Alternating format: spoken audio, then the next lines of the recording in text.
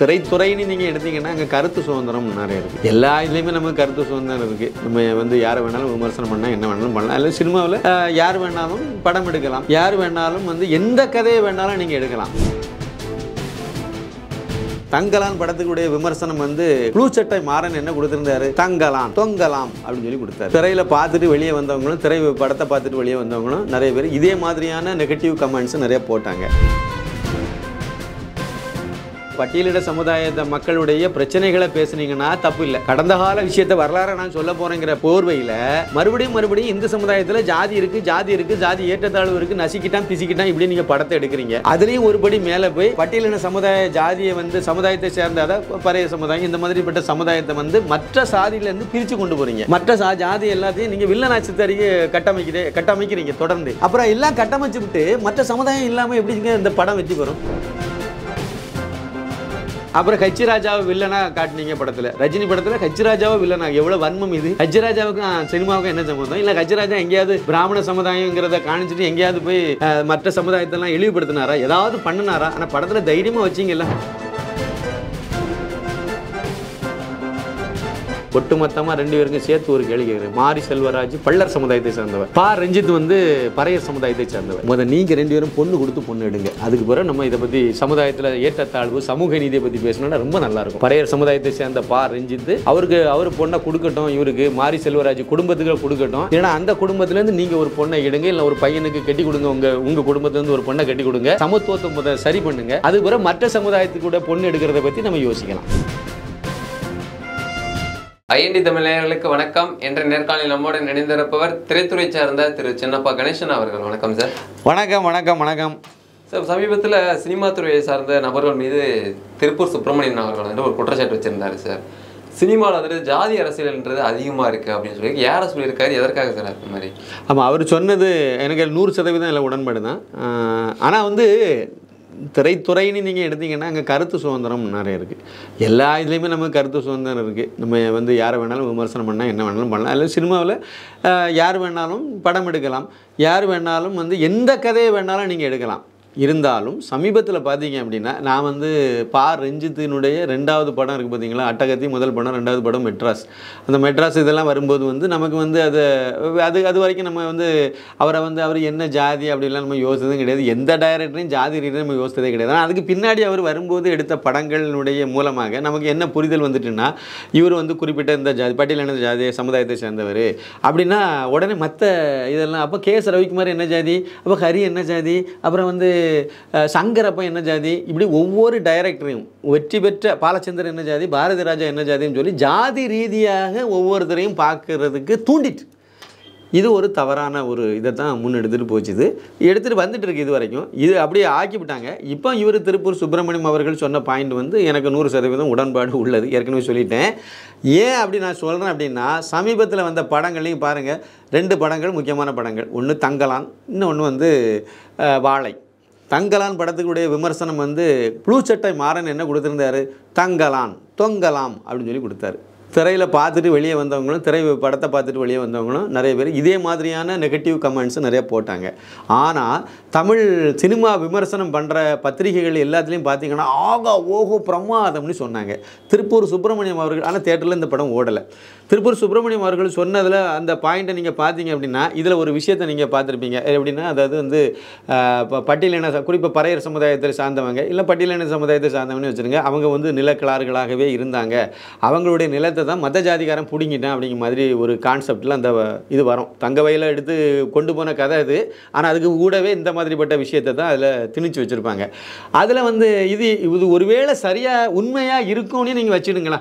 ராஜராஜனை பற்றியே இவர் அப்படி தான் சொன்னார். ராஜராஜன் வந்து பட்டியலின சமுதாயத்துக்கு மக்கள்கிட்ட வந்து சொத்தெல்லாம் பிடுங்கி விட்டான்னு சொன்ன ஆள் தான் பா ரஞ்சித். இது முன்னாடி பண்ணி அது ஒரு பெரிய பிரச்சனையெல்லாம் சர்ச்சையெல்லாம் கிளம்பிச்சு. அது உண்மையை சொன்னீங்கன்னா பிரச்சனை இல்லை. அப்புறம் ராஜராஜ சோழன் இப்போ பிச்சைக்காரனாக இருந்தானா, பிச்சை எடுத்துகிட்டு இருந்தானா, இல்லை கொள்ளைக்காரனா, வெளிநாட்டில் இருந்து வந்த முஸ்லீம் மன்னர்கள் மாதிரி அங்கே வந்து நாடு பிடிக்க வந்த ஆளா, இங்கே வந்து கொள்ளையடிக்க வந்த ஆளா ராஜராஜ சோழன்? ஒரு கேலி கூத்தா இல்லையா? அப்படி ராஜராஜ சோழன் வந்தானே வெள்ளைக்காரன் வந்து எல்லாத்தையும் அடிமைப்படுத்தாமல் அவன் நல்லா வச்சு நடத்தினானா, வெள்ளைக்காரன் வந்த உடனே அப்போ எல்லாத்துக்கும் அப்போ சொத்து எப்படிங்க ஒரே ஒரு பகுதியில் ஒருவேளை ஒருத்தர் இருந்து ஒரு சில மேல் ஜாதின்னு சொல்லப்பட்டவங்க கடந்த காலத்தில் சொத்தை பிடுங்கினாங்கன்னே வச்சுடுங்களா. ஒட்டுமொத்த தமிழகத்துலேயும் ஒட்டுமொத்த இந்தியாவிலையும் அது எப்படி சாத்தியமாக இருக்கும்? அப்படி எப்படி எடுக்க முடியும்? உங்களுடைய நிலம் இருந்தாலே உங்களுக்கு பலம். அப்புறம் எப்படி நீங்கள் மன்னருக்கு அடுத்த லெவலில் நீங்கள் தானே இருப்பீங்க, மன்னனே உங்களை சார்ந்து தானே இருப்பான். நீங்களாம் நிலக்கிழார்கள்லாம் எப்படி வந்து உங்களை தாண்டி மற்றவங்க ஒன்றுமே இல்லாதவங்க வந்து உங்கள்கிட்ட வந்து பிடுங்கி உங்கள் நிலத்தையெல்லாம் எடுத்துட்டாங்கிற மாதிரிலாம் சொல்கிறது வந்து அப்படிப்பட்ட ஒரு கதை. சரி, கருத்து சுதந்திரம் அதனால் வச்சுருக்காருன்னு வச்சுருங்க. அதுக்குள்ளே பார்த்தீங்கன்னா வர்ணாசிரமம் அதுக்கும் அந்த கதைக்கும் என்னது? இதில் தங்கம் தோண்டி எடுக்க போகிறாங்க, இதுதானே கதை. இதில் என்ன வர்ணாசிரமம் எங்கே வந்துச்சு? வர்ணாசிரமம் இருந்துச்சு, எல்லாம் படிநிலை வந்துச்சு, அடிமையை அவங்கள வச்சுவிட்டான், இப்படியே சொல்லிட்டு தெரிஞ்சிங்கன்னா எங்களை பிசிக்கிட்டான் நசிக்கிட்டான் இப்படின்னு சொல்லிட்டு இந்த படத்தில் எத்தனை நீங்கள் சொல்கிறீங்க? அதில் பாருங்கள், பிராமணன் சம்மந்தம் இல்லாமல் அந்த அப்பாவி சமுதாயத்தில் உள்ள ஒரு கேரக்டர் உள்ளே வச்சு ஒரு மன்னர் மாதிரி, ஒரு சின்ன மன்னர் மாதிரி வருவார். அந்த மன்னர் அது தங்கத்தை கண்டுபிடிக்க அவர் வருவார். அவரு கூடல ஒருத்தன் வருவான், அவன் குடிமை வச்சுருப்பான், மொட்டை அடிச்சிருப்பான், குடிமை வச்சு. பிராமணங்கிறத நீங்கள் நல்லா குறியீட்டில் அழகாக சொல்லிட்டீங்க. அவன் வில்லனாக இருப்பான், அவன் தப்பானவனாக இருப்பான். இப்போ ஒரு தப்பானவனை காணிக்கன்னா பிராமணன் தான். நெத்தியில் இல்லைன்னா குங்குமம் போட்டு வச்சுருந்தா அவன் தப்பான், வில்லன். இப்போ பாருங்கள், தமிழ் சினிமாவிலே பாருங்கள், நெத்தியில் வந்து ஒரு வில்லனாக வடிவமைக்கன்னா நெத்தியில் வந்து நல்ல ஒரு அழகான ஒரு குங்குமம் போட்டு வச்சிடணும், வச்சாதான் அவன் வில்லனாக இருப்பான். அது வந்து ராட்சசிங்கிற படத்தில் நீங்கள் பாருங்கள், நல்ல விபூதி பூசியிருப்பான், ஆனால் வந்து துணை தலைமை ஆசிரியராக இருப்பான், அவன் தான் வில்லனாக இருப்பான். இந்த வில்லனாக வரணும்னா, ஏன்னா டைரக்டர் முஸ்லீம், வேறு ஒன்றும் பெரிய கான்செப்ட்லாம் கிடையாது. இதெல்லாம் தேவையில்லை தானே. நீங்கள் அப்போ உண்மையிலேயே வில்லனாக இருக்க குண்டு வைக்கிறவனா குண்டு வைக்கணுமா வச்சா தானே சரியாக இருக்கும். குண்டு வைக்கிறவன் வைக்காத இந்துக்காரனை போய் குண்டு வச்சான், அவன் தான் விமானத்தை கடத்துனான். இப்போ அப்படி தான் ஒரு கதை சர்ச்சையை ஓடிட்டு இருக்கு சமீபத்தில். இதே மாதிரி தான் இந்த இதுலேயும் வந்து ஜாதி ரீதியான அந்த விஷயத்தை அப்படியே போட்டு தூண்டி, எப்போவோ ஒரு சமயத்தில் உயர்ந்த ஜாதின்னு சொல்லப்பட்டவங்க தாழ்ந்த ஜாதிங்கிறவங்களை வந்து அடிமைப்படுத்தினாங்க, கொடுமைப்படுத்தினாங்க. இல்லைன்னு நான் சொல்லலை, இருந்திருந்தாலும் 1000 வருஷத்துக்கு முன்னாடியே வந்து ராமானுஜர், அதையும் இந்த படத்தில் காணிக்கிறேன். ராமானுஜர்னு ஒருத்தர் வந்து அவர் எல்லாத்தையும் பூநூல் போடுங்கடான்னு சொல்லி பட்டியலின சமுதாயத்தை சேர்ந்தவங்கெல்லாம் போட வச்சார். அதில் பசுபதி அந்த கேரக்டர் அதை எடுத்துகிட்டு இவர் எல்லாத்துக்கும் போட்டுட்டு இருக்காரு அப்படிங்கிறதையும் உள்ளே கொண்டு வரீங்க. ராமானுஜர் யார்? பிராமணன் தானே. அந்த பிராமணன் தானே இதை செய்தான். அப்போ அதை ஒரு தப்பு இருந்தால் கூட அந்த இது தப்புங்கிறத சுட்டி காட்டி அவங்க வந்துருங்க. அப்போ தப்புன்னு என்றைக்கோ ஒன்று நடந்ததுன்னா இன்றைக்கி அப்படியே வாழ்ந்துட்டு இருக்கோம். அப்படிலாம் இல்லைல்ல, எவ்வளவோ மாற்றம் அடைஞ்சு வந்துட்டு இருக்குல்ல. இதுக்கு மேலே இன்னமும் நார்மலாக ஆகிறதுக்கு, இன்னமும் சமத்துவமாக இருக்கிறதுக்கு என்ன வழி உண்டு அதை தானே பார்க்கணும். நீங்கள் உங்கள் ஜாதியில் இருங்க சார், நான் ஏன் ஜாதியில் இருக்கேன், பிராமணன் அவன் ஜாதியில் இருந்துட்டு போகிறான். இதில் என்ன பிரச்சனை வரப்போகுது? ஒவ்வொரு ஜாதிக்கும் ஒரு சம்பிரதாயம் இருக்குது, கலாச்சாரம் இருக்குது, பண்பாடு இருக்குது. அதை நம்ம போட்டிட்டு போயிட்டே இருப்போம். இதில் என்ன பிரச்சனை வரப்போகுது? ஆனால் இவங்க அதை தூண்டி விட்டு அதே இதை உள்ளே போட்டு திணிச்சு மறுபடியும் அதே தான் கதையில் சொல்லிட்டு, எனக்கு ஒரு விஷயம் புரியலை. நீங்கள் வந்து பட்டியலிட சமுதாயத்தை மக்களுடைய பிரச்சனைகளை பேசுனீங்கன்னா தப்பு இல்லை. கடந்த கால விஷயத்தை வரலாறு நான் சொல்ல போகிறேங்கிற போர்வையில் மறுபடியும் இந்து சமுதாயத்தில் ஜாதி இருக்குது, ஜாதி ஏற்றத்தாழ்வு இருக்குது, நசிக்கிட்டான் பிசிக்கிட்டான் இப்படி நீங்கள் படத்தை எடுக்கிறீங்க. அதுலேயும் ஒருபடி மேலே போய் பட்டியலின ஜாதியை வந்து சமுதாயத்தை சேர்ந்த, அதாவது பறைய சமுதாயம் இந்த மாதிரிப்பட்ட சமுதாயத்தை வந்து மற்ற சாதியிலேருந்து பிரித்து கொண்டு போகிறீங்க. மற்ற ஜாதி எல்லாத்தையும் நீங்கள் வில்லனாட்சி தறிக்கு கட்டமைக்கிறீங்க தொடர்ந்து. அப்புறம் எல்லாம் கட்டமைச்சு விட்டு மற்ற சமுதாயம் இல்லாமல் எப்படிங்க இந்த படம் வெற்றி பெறும்? எல்லாரும் பார்த்தா தானே சினிமா வெற்றி பெறும். அப்போ நீங்கள் பட்டியலின சமுதாயத்தில் உள்ளவங்க மட்டுமே, ஒரு குறிப்பிட்ட சமுதாயத்தில் உள்ளவங்க மட்டுமே படம் பார்த்தா போதும்னு நீங்கள் நினைக்கிறீங்களா? அப்படி பார்த்தா அந்த படமாக வெற்றி படமாக அமையுமா? அப்படி நினச்சி பார்த்தாங்கன்னா பரியேறும் பெருமாள் வந்து வெற்றி படமாக ஆயிருக்குமா? கர்ணன் வெற்றி படமாக ஆயிருக்குமா? அப்போ நீங்கள் அதை யோசிக்க வேண்டாமா? ஆனால் நீங்கள் வந்து அதை தான் கையில் எடுத்துகிட்டு படம் எடுக்கிறது வரைக்கும் இப்படியே சொல்லுவீங்க, டயலாக் இப்படி சொல்லுவீங்க, மேடையில் இப்படியே பேசுவீங்க, முழங்குவீங்க, எல்லாம் பண்ணுவீங்க. அப்புறம் படம் தோல்வி படம் ஆன பிறகு திட்டமிட்டே படத்தை தோல்வி அடைய வைத்து விட்டார். எதுக்கு இந்த ஒப்பாரி? நீங்கள் இப்படி போனீங்கன்னா அப்படி தானே நடக்கும். இப்போ பாருங்க, முதலாவது உங்களுடைய படம் அது அட்டகத்தி வெற்றி படம், மெட்ராஸு சூப்பர் டூப்பர் வெற்றி படம். யாருமே உங்களை ஜாதி ரீதியாக நீங்களும் பார்க்கல, உங்களையும் யாரும் பார்க்கல. அப்புறம் குறியீடு வைக்க ஆரம்பிச்சிங்க. அப்புறம் ஹச்சிராஜாவை வில்லனாக காட்டினீங்க படத்தில். ரஜினி படத்தில் ஹச்சிராஜாவை வில்லனாக, எவ்வளோ வன்மம் இது! ஹச்சிராஜாவுக்கும் சினிமாவுக்கும் என்ன சம்மந்தம்? இல்லை ஹச்சிராஜா எங்கேயாவது பிராமண சமுதாயங்கிறத காணிச்சிட்டு எங்கேயாவது போய் மற்ற சமுதாயத்தெல்லாம் இழிவுபடுத்தினாரா? ஏதாவது பண்ணினாரா? ஆனால் படத்தில் தைரியமாக வச்சிங்களா?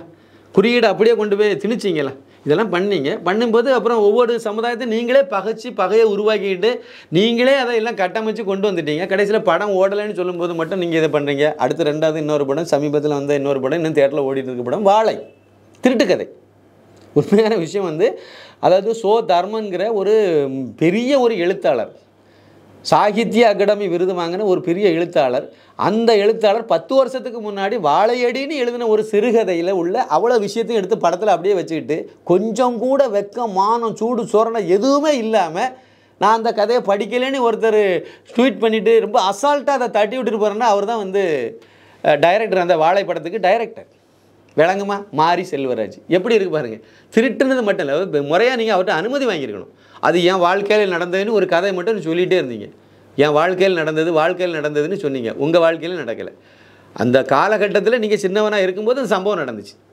வாழைத்தார் அறுக்கிறதுக்கு நீங்கள் போனீங்களா? போகலை. ஆனால் வாழைத்தார் அறுக்க போன மாதிரியும் நீங்களே அந்த ஆக்சிடெண்ட்டில் மாட்டி தப்பிச்சு வந்த மாதிரி கதை விட்டுட்டீங்க. இதான உண்மை.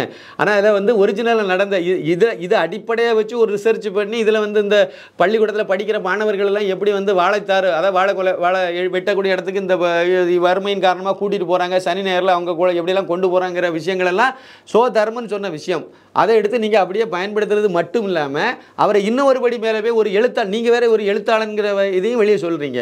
அவர் ஒரு பெரிய எழுத்தாளரை கொச்சைப்படுத்துகிற விதமாக நான் உங்கள் கதையை படிக்கலை, உங்களுக்கு நன்றின்னு வேறு சொல்லிட்டு போயிட்டீங்க. எவ்வளோ பெரிய அயோக்கியத்தனம் பாருங்கள். இதெல்லாம் பண்ணிவிட்டு நியாயப்படுத்திட்டு வேறு போகிறாங்க. சுருக்கமாக ஒரே ஒரு கேள்வி கேட்குறேன். இப்படி எல்லா ஜாதியும் நீங்கள் சொல்லிகிட்டே தெரியுறீங்களா? ரெண்டு பேருமே அதே கதை தான். அங்கேயும் பாருங்கள் இதே தான். அங்கே வந்து தேவர் சமுதாயத்தில் உள்ளவங்க வில்லைங்க, அவன் தான் வந்து இதை இவங்களெல்லாம் ஆளை கூட்டிகிட்டு போகிறான், வேலைக்கு ஆளை கூட்டிகிட்டு போகிறான், சம்பளம் ஒழுங்காக கொடுக்க மாட்டேங்கிறான்.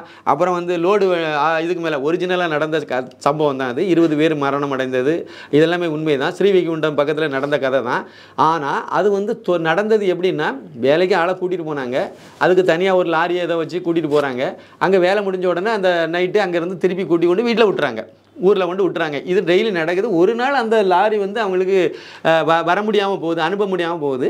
அதனால அதுக்கு வந்து ஏற்பாடாக நீங்கள் இந்த வாழைத்தார் ஏறி இருக்கக்கூடிய லாரியில் மேலே இந்த இவங்களையும் ஏற்றி கொண்டு போங்கன்னு கொண்டு போகிறாங்க. அது எதிர்பாராத விதமாக விபத்துக்குள்ளே சிக்கிட்டு. இது இயல்பாக நடந்த விஷயம், திட்டமிட்டெல்லாம் ஒன்றும் பண்ணலை, இயல்பாக நடந்த ஒரு விஷயம். அதை நீங்கள் திரைக்கதைக்கு தக்கவாறு அவளை வில்லனாக சித்தரிக்கணுங்கிற நோக்கத்தில் அதை திரைக்கதைக்கு நீங்கள் மாற்றி வச்சுருக்கீங்க. சரி, அதை கூட நம்ம மன்னிச்சிடலாம். ஆனால் அதுக்கு தேவர் சமுதாயம் தான் காரணங்கிற மாதிரி கதையில் அழகாக கொண்டு போய் வடிவமைச்சு வச்சுட்டு அப்புறம் வந்து நீங்கள் வந்து படம் ஓடலை, சரியாக ஓடலைன்னு சொன்ன உடனே வேறு கதை சொன்னீங்கன்னா எல்லாம் ஒதுக்கிட்டாங்க அப்படிலாம் சொன்னீங்கன்னா எப்படி ஏற்றுக்குவாங்க? அதை விட முக்கியம், அந்த படத்தை நீங்கள் பாருங்கள். நான் பார்த்துட்டேன். படத்தை பார்த்தீங்கன்னா அதில் வந்து 8ஆம் வகுப்பு மாணவன் வந்து ஆசிரியை குரு, நமக்கு குரு, அவங்கெல்லாம் தெய்வத்துக்கு, அதாவது மாதா பிதா குரு தெய்வம் அந்த இடத்துல நம்ம வச்சுருக்கோம். அந்த மாதிரி உயர்வாக வச்சுருக்கக்கூடிய ஒரு ஆசிரியை வந்து காதலிக்குவான். 8ஆம் வகுப்பு மாணவன் காதலிக்கிற மாதிரி நீங்கள் அதுக்கு பாட்டெல்லாம் வச்சு அதுக்கு சீனெல்லாம் மாறி திருப்பி வச்சு அதை நல்லா டெவலப் பண்ணி எல்லாம் கொண்டு போய்டியும் வந்து படம் பார்க்கும் போது அங்கேயே தப்பு எல்லாம் பண்ணிவிட்டு கிடையாது. மற்ற சமுதாயத்தெல்லாம் சேர்ந்து எங்கள் படத்தை ஒதுக்குறாங்கிற மாதிரி ஒப்பாரி வச்சிங்கன்னா என்ன பிரயோஜனம்? ஒட்டுமொத்தமாக 2 பேருக்கும் சேர்த்து ஒரு கேள்வி கேட்குறேன். மாரி செல்வராஜ் பள்ளர் சமுதாயத்தை சேர்ந்தவர், ரஞ்சித் வந்து பறையர் சமுதாயத்தை சேர்ந்தவர். நீங்கள் 2 பேரும் பொண்ணு கொடுத்து பொண்ணு எடுங்க. அதுக்கு பிறகு நம்ம இதை பற்றி சமுதாயத்தில் ஏற்றத்தாழ்வு சமூக நீதியை பற்றி பேசணுன்னா ரொம்ப நல்லாயிருக்கும். பறையர் சமுதாயத்தை சேர்ந்த ரஞ்சித்து அவர் பொண்ணை கொடுக்கட்டும், இவருக்கு மாரி செல்வராஜ் குடும்பத்துக்கு கொடுக்கட்டும். ஏன்னா அந்த குடும்பத்துலேருந்து நீங்கள் ஒரு பொண்ணை எடுங்க, இல்லை ஒரு பையனுக்கு கட்டி கொடுங்க, உங்கள் குடும்பத்துலேருந்து ஒரு பொண்ணை கட்டி கொடுங்க, சமத்துவத்தை சரி பண்ணுங்கள். அதுக்கு பிறகு மற்ற சமுதாயத்துக்கு கூட பொண்ணு எடுக்கிறத பற்றி நம்ம யோசிக்கலாம். இதுதான் கரெக்டாக இருக்கும். அப்படி கதை பண்ணுவோம். நீங்கள் வாழுங்க சார், நீங்கள் ரோல் மாடலாக நீங்கள் இருங்க. அப்படி இல்லைன்னா இன்னொரு ஐடியாவும் சொல்கிறேன். அதாவது நம்ம எல் முருகன் இருக்கார்ல, பாஜகவினுடைய இப்போ மத்திய அமைச்சராக இருக்கார்ல, அவர் வந்து சக்கிலியர் சமுதாயத்தை சேர்ந்தவர். அந்த சமுதாயத்துக்கு நீங்கள் பொண்ணு கொடுங்க, பொண்ணு எடுங்க. இவங்க எல்லாம் எஸ்சியில் தான் மாறிங்க. எஸ்சிங்கிற அந்த பட்டியலின சமுதாயத்துக்குள்ளே தான் நான் இப்போ சொன்ன எல்லா 3 ஜாதியுமே வருது. அதுக்கு உள்ளால் இருக்கக்கூடிய ஜாதிக்கு நீங்கள் பொண்ணு கொடுக்கவும் மாட்டீங்க, எடுக்கவும் மாட்டீங்க. நீங்கள் எஸ்சி பட்டியலினத்தில் இருக்கக்கூடிய பிராமண மாதிரி நீங்கள் நினச்சிட்டு இருக்கீங்க. அப்படி நினச்சிட்டு மற்றதெல்லாம் இழிவுபடுத்தி பொண்ணு கொடுக்கவும் மாட்டீங்க, எடுக்கவும் மாட்டீங்க, கவரவ போல முறைக்கும் பண்ணுறீங்க. பண்ணலைன்னு சொல்லவே முடியாது. ஒரு 3-4 வருஷத்துக்கு முன்னாடி தூத்துக்குடியில் பெரியார் சமத்துவபுரம், பேர் என்னது? பெரியார் சமத்துவபுரம். அதுக்கு உள்ளால் ஒரு கொலை நடந்துச்சு. ஒரு கொலை இல்லை, 2 கொலை. அந்த பெண்ணு 3 மாதமும் ஏதோ கற்பம். சம்பவம் இதுதான். அந்த பட்டியல் 2 பேருமே பட்டியலின சமுதாயம் தான். அதில் மேல் ஜாதி இந்த பிராமணன் இல்லைன்னா வன்னியர் இல்லைன்னா தேவர் அப்படி எதுவுமே கிடையாது, நாடார் அப்படிலாம் எதுவுமே கிடையாது. 2 பேருமே பட்டியல் சமுதாயத்துக்கு உள்ளால் தான். ஒருத்தர் வந்து சக்கிலியர் பிரிவை சேர்ந்தவர், இன்னொரு மற்ற சமுதாயத்தை சேர்ந்தவர். நான் அநேகமாக அது வந்து பள்ளர் சமுதாயமாக இருக்குன்னு நினைக்கிறேன். இந்த 2 பேருக்கும் இடையில தான் காதலிச்சு கல்யாணமும் பண்ணிட்டாங்க. 3 மாதமும் 4 மாதமும் கற்பமும் ஆகிட்டு அந்த பொண்ணு. இந்த நேரத்தில் தான் அந்த பெரியார் சமத்துவபுரத்தில் வந்து தங்கியிருந்தவங்களை அதிகாலை 3 மணிக்கு அந்த பெண்ணினுடைய தந்தை ஆளை அனுப்பி விட்டு வெட்டி கொண்டாங்க. 2 பேர்த்தையும் வெட்டி கொண்டுட்டாங்க. பேப்பரில் வந்த செய்தி. இது வந்து பாரஞ்சித்துக்கு நல்லா தெரியும். அந்த மாவட்டத்தை சார்ந்த மாரி செல்வராஜுக்கு மட்டும் தெரியாதுன்னு சொல்லாதுங்க, தெரியும், எல்லாத்துக்கும் தெரியும். இதுக்குள்ளே நீங்கள் கொடுங்க, சமத்துவத்தை உருவாக்குங்க. உருவாக்கிட்டு அது பிறகு திரையில் மற்றவங்களுக்கு பாடம் நடத்திங்கன்னா நல்லா இருக்குங்கிறது என்னுடைய கருத்து. இருந்தாலும் அவங்களுக்கு கருத்து சுதந்திரம் இருக்குது. கருத்து சுதந்திரத்தை படம் எடுக்கட்டும், ஒன்றும் பிரச்சனை இல்லை. இது அவ்வளோத்தையும் இப்படியெல்லாம் பண்ணுறது வந்து தப்பு இல்லைன்னு சொல்லக்கூடிய இதே பத்திரிகை துறை தான் திரௌபதி படத்தை வந்து அது ஜாதி படம், அது எப்படி நீங்கள் எடுத்தீங்க அப்படிங்கிற மாதிரி கொஸ்டின் வைக்குது. அது வெற்றி படம் இடம் கேட்டிங்கன்னா எவ்வளவு, ஒரு 65 லட்சத்தில் எடுத்த படம் திரௌபதி. அது ஒரு 14 கோடியை வசூல் பண்ணி கொடுத்துரு, மிகப்பெரிய வெற்றி படம். ருத்ரதாண்டவம் எனக்கு தெரிஞ்சு அது ஒரு 2-3 கோடி அந்த லெவலில் தான் அதுக்கு செலவு இருந்திருக்கணும். கரெக்டான புள்ளி வரேன்னு தெரியாது, இது தெரியும் 65 லட்சம்ங்கிறது தெரியும். ருத்ரதாண்டவம் வந்து ஒரு 2 கோடிக்கு மேலே 2.5 கோடி வரைக்கும் வரதுக்கு வாய்ப்பு இருந்திருக்கும். அது 19 கோடி ரூபாய் வசூல் பண்ணி கொடுத்தது. கொரோனா முடிஞ்ச பீரியடில் வந்து தியேட்டருக்கு மக்களே போகிறதுக்கு பயப்பட்ட நேரத்தில் சிவகார்த்திகேயன் படம் டாக்டர் வந்து ஃபெயிலியர் ஆகி போச்சுது. விஜய் சேதுபதியுடைய லாபம்ங்கிற படம் வந்து அட்டர் பிளாப் ஆகி போச்சுது. யோகி மாமாங்கிற படம், அந்த யோகி பாபுடைய பேய் மாமாங்கிற படம் வந்து தியேட்டருக்கு வந்து சரியாக ஓடலை. அந்த அளவுக்கு மக்கள் தியேட்டருக்கு வராத நேரத்தில் தியேட்டருக்கு மறுபடியும் வந்து ஒரு படம் வந்து ஹவுஸ்ஃபுல் காட்சியாக ஆச்சுதுன்னா அது வந்து ருத்ரதாண்டவம். அந்த படத்தை பார்க்க தியேட்டருக்கு ஹவுஸ்ஃபுல் காட்சியாக சென்னையில் ஆச்சுது, மற்ற இடங்கள்லையும் ஆச்சுது. மக்களை தியேட்டர் பக்கம் இழுத்துட்டு வந்த படத்தில் முக்கியமான படம், முதல் படம் ருத்ரதாண்டவம் அப்படிங்கிறது தான் உண்மை. வேணால் நீங்கள் அந்த புள்ளி உரங்களை எடுத்து தேடி பாருங்கள், ஜீரணிக்க முடியலண்ணா இவங்களுக்கு. அந்த ருத்ரதாண்ட படத்தை பற்றி விமர்சனம் எழுத முடியலை இவங்களால். அதே மாதிரி தான் நீங்கள் வந்து கவுண்டம்பாளையம் படத்துங்க, கவுண்டம்பாளையம் படம் ஜாதி படம். ஏன்னா அது வந்து அதில் வந்து நீங்கள் எப்படி திருமாவளவன் மாதிரியான கேரக்டரைசேஷன் வச்சுருக்கீங்க. ஹச்ராஜாவை எப்படி வச்சிங்க நீங்கள்? ஹச்ராஜாவை வைக்கலாம், திருமாவளவனும் வைக்கக்கூடாது, அப்படி தானே? அது எப்படி என்ன அயோக்கியத்தனம் அது? அது வந்து யார் வேணாலும் அவங்கவங்க விருப்பங்க. என்னை பொறுத்த வரைக்கும் அதான் சொல்லுவேன். ஒரு சினிமா துறை, நானும் படம் தான் எடுக்க போகிறேன், என் படத்துலேயும் நான் வந்து ஒவ்வொரு கேரக்டரையும் நான் வடிவமைப்போம் இல்லை, அது வந்து என்னுடைய சுதந்திரம். யாரை வேணாலும் வைங்க, பார்க்கக்கூடியவன் ஆடியன்ஸ், அவன் ஏற்றுக்கிட்டானா ஏற்றுக்கிட்டான், அவ்வளோதான். அவன் ஒத்துக்கிட்டானா அது போதும். அங்கே மட்டும் ஏன் ஜாதியை எடுத்துக்கிட்டு அலையிறீங்க? இங்கே பேசுகிறது எல்லாம் ஜாதியை பற்றி பேச வேண்டியது, ஜாதியை வச்சியே அரசியல் நடத்த வேண்டியது, பிழைப்பு நடத்த வேண்டியது இந்த திருமாவளவன் மாதிரி ஆட்கள். அப்புறம் பாராளுமன்றத்தில் போன உடனே அந்த திருமாவளவன் அப்படி போட்டு ப்ராக்கெட்டில் நீங்கள் எஸ்சின்னு போடாதுங்க, அது வந்து டிவியில் நீங்கள் எஸ்சின்னு போடும்போது அது வந்து தப்பாக இருக்குது. காலங்காலமாக வரக்கூடியதை ஒரு நடைமுறையை அவங்க பின்பற்றி வந்துட்டு இருக்காங்க. இவர் ரிசோர்ட் தொகுதியிலேருந்து வந்தவருங்கிறத அவங்க அடையாளப்படுத்துகிறாங்க. அப்படி படத்தோடுன்னு சொல்லி ஏதோ விதிமுறை வச்சுருக்காங்க, அதை போகுது. அப்போ அந்த இடத்துல வந்து நான் எஸ்சி இல்லைன்னு காணிக்கணும்னு நினைக்கிறீங்களா? இங்கே நீங்கள் அதை செய்யுங்க, கிரவுண்ட் லெவலில் அதேமாதிரி பண்ணுங்கள். வன்னியரும் நாமளும் மனுஷங்கன்னு சொல்லுங்கள். நமக்குள்ள மக்களாக இருக்காங்க. மேல்பாதின்னு ஒரு கிராமம் இருக்குது பார்த்தீங்களா, அங்கே ஒரு பெரிய திரௌபதி அம்மன் கோயில். அந்த கோயிலை பூட்டினால தான் வந்து உயர்கல்வித்துறை அமைச்சர் பொன்முடி இவளை தான் பூட்டினாங்க. பூட்டி அதை கோயிலில் வழிபாடு கூட நடத்த விடாமல், பூஜை புனஸ்காரம் கூட செய்ய விடாமல் எல்லாம் கெடுத்த இந்த திராவிடிய மாடல் அரசாங்கம் அதெல்லாம் பண்ணிச்சுது. நான் சொல்லக்கூடிய ஒரு விஷயம் என்னென்னா, அந்த ஊரில் வன்னியர்களும் இருக்காங்க, பறையர் சமுதாயமும் இருக்குது. அங்கே சுய உதவி குழுக்கள் இருக்குது. அந்த சுய உதவி குழுக்களில் பல குழுக்களில் வந்து வன்னியர் சமுதாயத்தில் உள்ள பெண்களும் அதில் இருக்காங்க. ஒரே குழுவில் பட்டியலின சமுதாயத்தை, அதாவது பறையர் சமுதாயத்தில் உள்ள பெண்களும் இருக்காங்க. அவங்க சகோதரிகளாக தானே இருக்காங்க.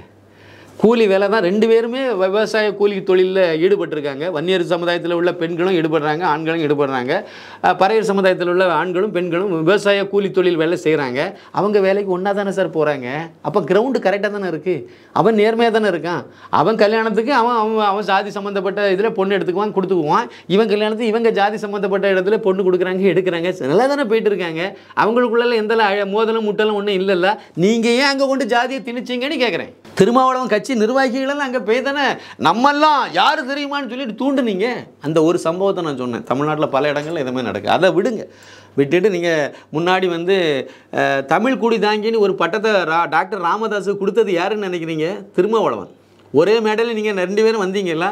ராமதாஸ் அவர்கள் வந்து ஒரே நாளில் என்ன 11 அம்பேத்கர் சிலையை திறந்து வச்சார்ல, இதெல்லாம் நடந்துச்சுல்ல. அப்போ இந்த மாதிரியான ஒற்றுமையாட்டு தானே இருந்துச்சு, நல்லா தானே போயிட்டு இருந்துச்சு. அந்த மாதிரி ஒரு மக்களுக்கு உள்ளால் எந்த பிரிவினையும் இல்லாமல் நீங்கள் ஒன்றா பண்ண வேண்டியது தானே. ஆனால் நீங்கள் அப்படி இல்லையே. அந்த மக்களுடைய மனநிலையில் வந்து விஷத்தை கலந்து வன்னியனை வெட்டு வன்னியர் வீட்டு பெண்ணை கேட்டு, கவுண்டனை வெட்டு கவுண்டச்சியை கட்டி, இப்படியெல்லாம் டயலாக் பேசி இதெல்லாம் பண்ணனால தான் அங்கே தப்பு வருது. அப்புறம் அதெல்லாம் பண்ணிவிட்டு கடைசியில் வந்து ஜாதி எங்களை எங்கே சார் ஜாதி ரீதியாக இப்போ யாரும் பார்க்குறாங்க? சென்னையில் நம்ம இருக்கக்கூடிய ஏரியாவில் எல்லா இதுதான் கலந்து தான் இருக்குது. யார் என்ன ஜாதினே நமக்கு தெரியாது. நீங்கள் உருவாக்குறீங்க, அதுக்கு பிறகு தான் தெரியுது. அங்கே ஒரு இடத்துல வந்து ஏதாவது திருமாவளவனுடைய இதை ஒட்டுனா அப்போ தான் தெரியுது, ஓ இவர் அந்த ஜாதியாக இருப்பாரோ அப்படி யோசிக்க வேண்டியதாக இருக்குது. அது வரைக்கும் நல்லா தான் இருக்குது. திருமாவளவன் உள்ளே வரும்போது தான் அது அந்த ஜாதிங்கிறது நமக்கு வெளியே தெரிய ஆரம்பிக்கும். அது வரைக்கும் அண்ணன் தம்பியாக ஒரே கோயிலில் தான் சாமி கும்பிட்றோம், ஒரே கோயிலில் தான் அந்த கோயில் நடத்துறது யாருன்னு கூட நமக்கு தெரியாது. அவர் நீங்கள் எந்த ஜாதின்னு கேட்டு நம்ம கோயிலுக்குள்ளே விட்டதும் கிடையாது. ஆனால் நம்ம பாட்டுக்கு போய் சாமி கும்பிட்டுட்டு நம்ம பாட்டுக்கு பிரசாதம் வாங்கி சாப்பிட்டுட்டு நம்ம வந்துகிட்டே இருக்கோம். பிரசாதம் வாங்கி தென் விபூதி குங்குமம் பூசிட்டு வந்துகிட்டே இருக்கோம். எந்த பிரச்சனையும் இல்லாமல் தானே இருக்குது. நீங்கள் தூண்டி விடுறீங்க. ஜாதி துவேஷத்தை கிளப்புறதே இவங்க தான். ரஞ்சித் மாதிரியான ஆள், அப்புறம் வந்து மாரி செல்வராஜ் மாதிரியான ஆட்கள் வந்து எப்போ திரைத்துறையில் வந்து பெரிய லெவலுக்கு வந்தாங்களோ அதுக்கு பிறகு தான் இங்கே சினிமா துறையே ஒரு ஜாதி ரீதியாக அணுகக்கூடிய ஒரு துறையாக மாறி போச்சுது. அதை திருப்பூருக்கு சுப்பிரமணியம் அவர்கள் தெளிவாக சொல்கிறார். ஒரு மூத்த டிஸ்ட்ரிபியூட்டரு, தேட்டர் ஓனரு, அவருக்கு இதில் உள்ள அனுபவங்கள் நிறையா. அதனால் அதை அவர் சொல்கிறாரு. அதை படித்து தெரிஞ்சுக்கிட்டு இவங்க இன்னும் மேலாவது பிரச்சனையே பேசுங்க. நீங்கள் பிரச்சனை இதில் வந்து இந்த பிரச்சனை இருக்குது, இதுக்கு தீர்வு இதுன்னு சொல்லுங்கள். அது ஜாதி ரீதியாக கூட சொல்லுங்கள், நல்ல விஷயந்தான். எஸ்சி மக்கள் மத்தியில் இவ்வளோ பிரச்சனை இருக்குது, அவங்க முன்னேற விடாமல் இந்தந்த விஷயங்கள்லாம் தடைக்கெல்லாம் இருக்குது, அதை உடச்சிட்டு போனால் நல்லாயிருக்கும் அப்படி சொல்லுங்கள், அது நல்லாயிருக்கும். எஸ்சி மக்கள் மத்தியில் முக்கியமான ஒரு பிரச்சனை, மதம் மாறி போன நாதாரிகள் அவ்வளோ இந்து ஆதி திராவிடர்னு சான்றிதழை வச்சுவிட்டு அவன் ஒரிஜினலாக மதம் மாறாமல் இந்துவாக இருக்கக்கூடிய எஸ்சி பட்டியலினத்தில் இருக்கக்கூடிய மக்களுடைய உரிமைகளையும் சலுகைகளையும் பிடுங்கி தின்னுட்டு இருக்கான். அதுக்கு துணை போடுறார் ரஞ்சித். அதுக்கு மாரி செல்வராஜ் துணை போகிறார். அதுக்கு வந்து திருமாவளவன் துணை போயிட்டு இருக்கார். அவர் 5000 பேருக்கு தமிழில் பேர் வச்சது என்ன கதைன்னு நினைக்கிறீங்க? கிறிஸ்தவனுக்கு வந்து அவன் பேரை ஜான்சன், மோரிசன் இப்படி வந்து எல்லாமே கிறிஸ்தவ பேராக வச்சுவிட்டாங்க ஒரு 90களில். அது வச்சு அதுக்கு பிறகு ஜாதி சான்றிதழ் வாங்க போகும்போது வில்லேஜ் ஆஃபீஸர் கொடுக்கல. நீ தான் கிறிஸ்தவன் ஆகிட்டார, நீ எப்படி இந்து ஆதிதோடனு சான்றிதழ் கேட்குறேன்னு மூஞ்சல் தூக்கி வீசி விட்டார்.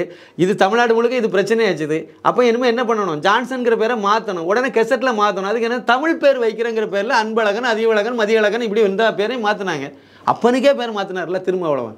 அவங்க அப்பாவுக்கு பேர் தமிழ் பேராக மாற்றுறேங்கிற பேரில் தொல் வர மாதிரி இவருக்கு பேரில் ஒரு தொல் வரணும்.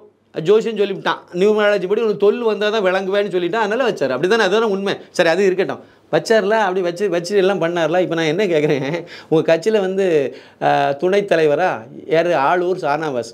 என்ன ஷானாவாஸ் என்ன பேர் சார்? அது சுத்தமான நெய்யினால் செய்யப்பட்ட தமிழ் இல்லைல்ல. தமிழை மாற்ற சொல்ல வேண்டியது தானே, ஏன் மாற்ற சொல்லலை? அப்போ உங்கள் கொள்கை அது இல்லை. கிறிஸ்தவர்களாக மதம் மாறியவர்கள் இந்து ஆதி திராவிடர்னு சான்றிதழ் வாங்குவதற்கு அவங்க கிறிஸ்தவ பேரை வச்சுருந்தாங்கன்னா அது தடையாக இருக்குது. அதை உடைக்கணும், அதை மாற்றணும். அதுக்காக வேண்டி கிறிஸ்தவர்களுக்கெல்லாம் நீங்கள் இந்து ஆதோட சான்றிதழை வாங்கி வச்சுட்டு ஒரிஜினலாக இந்துக்காரனாக இருக்கக்கூடிய ஆதி திராவிடராக இருக்காங்கல்ல, அந்த பட்டியலின் சமுதாயத்தில் இருக்காங்கல்ல, அவங்களுடைய உரிமைகளையும் சலுகைகளையும் பறித்து மதம் மாறி போனவங்களுக்கு கொடுக்கறதுக்காக வச்ச ஏற்பாடு தான், திருமாவளவன் செய்த ஏற்பாடு தான் 5000 பேருக்கு தமிழில் பேர் வச்ச கதையே. இதுதான் சார் உண்மை, வரலாறு இதுதான். இவங்க எவ்வளோ நாளைக்கு தான் இப்படி ஏமாற்ற முடியும்? அந்த சமுதாயத்தில் உள்ளவங்களுக்கும் புரிதல்னு ஒன்று வருதில்ல. அப்படி புரிதல் வரும்போது நீங்கள் விடுதலை சிறுத்தைகள் கட்சியில் ஒருத்தர் நல்ல ஒரு தொண்டனாக இருக்குன்னா 10 கேஸ் வாங்கணும், 10 எஃப்ஐஆர் வாங்கணும், அதில் 3 கொலை கேஸாக இருக்கணும். விளங்குமா அந்த சமுதாயம்? திருமாவளவனை பின்பற்றி ஒரு இளைஞன் வரான்னா அவனுடைய எதிர்காலம் என்னவாக இருக்கணும்? நீ படி, டாக்டராகு, ஒரு ஐபிஎஸ் ஆகுது, அண்ணாமலை மாதிரி ஒரு ஐபிஎஸ் ஆஃபீஸர் ஆகு, ஒரு பெரிய தலைவனாக வரு, அப்துல் கலாம் மாதிரி ஒரு பெரிய விஞ்ஞானியாக ஆகு அப்படி சொல்லி நீங்கள் வளர்ப்பீங்களா? நீ கொலைகாரன் ஆகுது, நீ கொள்ளைக்காரன் ஆகுது, நீ கட்ட பஞ்சாயத்து நடத்து குடிகாரன் ஆகுன்னு வளர்ப்பீங்களா? இப்படிப்பட்ட தலைவர்கள் இருந்தால் அந்த சமுதாயம் வழங்குமா? இதுதான் ஒரிஜினல் நிலவரம். இது இந்த மக்களுக்கு புரிய ஆரம்பிச்சுட்டு போக போக பெரிய மாற்றங்கள் வரும்னு தான் நான் நம்புகிறேன். திரைத்துறையிலையும் இனிமேல் மாறித்தானே ஆகணும். ஏன்னா இனிமேல் இதே மாதிரியான படத்தை ரிவர்ஸில் வரும்போது இப்போவுமே வந்து ருத்ரதாண்டவம், திரௌபதிக்கே கதறாங்க. இன்னும் மிச்சம் மீதி படங்கள் இனிமேல் அடுத்தடுத்து வரும்போது இன்னும் கதற தான் செய்வாங்க. அது வெற்றி படமாக அமையும் போது இன்னமும் கதற தான் செய்வாங்க. எப்படி தான் அது மறைக்க முடியும்? உண்மையை மறைக்க முடியாதுல்ல. நீங்கள் வேணால் சொல்லலாம் திரௌபதி படம் வந்து ஒன்றும் அது ஒரு பெரிய வெற்றி படம்லாம் கிடையாதுன்னு சொல்லலாம். ஆனால் 65 லட்சம் ரூபாயில் எடுத்துகிட்டு 14 கோடி ரூபா வசூலான படம் வெற்றி படம் இல்லைன்னா அப்போ எந்த படம் தான் வெற்றி படம்? 65 லட்சத்துக்கு எடுத்த படம் 1 கோடியை தாண்டி போனாலே 66 லட்சத்துக்கு வசூலாயிட்டுனாலே வெற்றி படம் தானே. போட்ட காசு வந்துட்டுன்னு தானே அர்த்தம். வேணா நீங்கள் வந்து ஷேரிங்கில் அது இதெல்லாம் போச்சுன்னா 1 கோடிக்கு மேலே போனால் அந்த ஷேரிங் எல்லாம் பேலன்ஸ் ஆகிரும் கிட்டத்தட்ட. அப்போவுமே உங்களுக்கு வசூலாகிட்டு போட்ட பணம் வந்துட்டு, அதுவே நீங்கள் 2 கோடி 3 கோடிக்கு போயிட்டு 1 கோடிக்கு எடுக்கிற படம் 5 கோடிக்கு வியாபாரம் இந்த வசூல் ஆகி போச்சுது அப்படின்னா லாபகரமானது தானே. 10 கோடி வந்துன்னா மிகப்பெரிய லாபம் தானே. நீங்கள் 100 கோடி எடுத்து 110 கோடி இருக்கு போகிறதுக்கு 1 கோடிக்கு படத்தை எடுத்து 10 கோடிக்கு விற்றா மிகப்பெரிய வெற்றி இல்லை இது, அந்த ரேஷியோ அடிப்படையில் பார்த்தா. ஆனால் அப்படிப்பட்ட திரௌபதி படம் வெற்றி படம் இல்லையா? அப்படி ஒரு கும்பல் கிடக்கு, சினிமாவிலே கிடக்கு அதை பேசுகிறதுக்கு. அதே மாதிரி ருத்ரதாண்ட படம் வெற்றி படம் இல்லையா? மேக்கிங்கில் இன்னும் 10 நல்லா மேக்கிங் இன்னும் பண்ணியிருக்கலான்னு சொல்லுங்கள், ஏற்றுக்கலாம். ஆனால் வசூல் ரீதியாக ஒரு படம் வெற்றி படம் ஆனதை எப்படி நீங்கள் வெற்றி படம் இல்லைன்னு சொல்கிறீங்க? அப்படி சொல்லிட்டு இருக்காங்க. இதுதான் சினிமா. அதில் திருப்பூர் சுப்பிரமணியம் அவர்கள் சொன்ன பாயிண்டில் எனக்கு உடன்பாடு உண்டு. மாற்றம் வரணும்னு நம்மளும் சேர்ந்து எதிர்பார்ப்போம். வந்தால் நல்லதுன்னு எதிர்பார்க்குறேன். அவ்வளோதான். நன்றி சார். நன்றி, வணக்கம்.